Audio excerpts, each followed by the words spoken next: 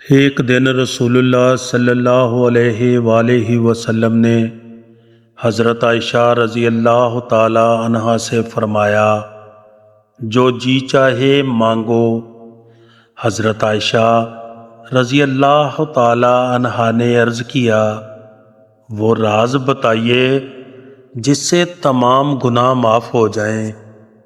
حضور صلی اللہ علیہ وآلہ وسلم نے فرمایا، وہ راز یہ ہے کہ جب کوئی مومن کسی دوسرے کی کانٹا چبھنے کے برابر تکلیف کو رفع کرتا ہے تو اللہ تعالیٰ اس کے تمام گناہ معاف کر دیتا ہے اور جنت میں اسے اعلیٰ درجہ ملے گا۔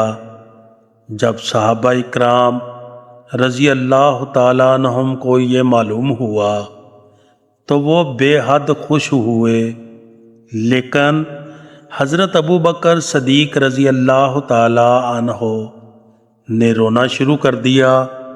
صحابہ اکرام رضی اللہ تعالی عنہم کو تعجب ہوا، انہوں نے پوچھا کہ آپ کیوں روتے ہیں؟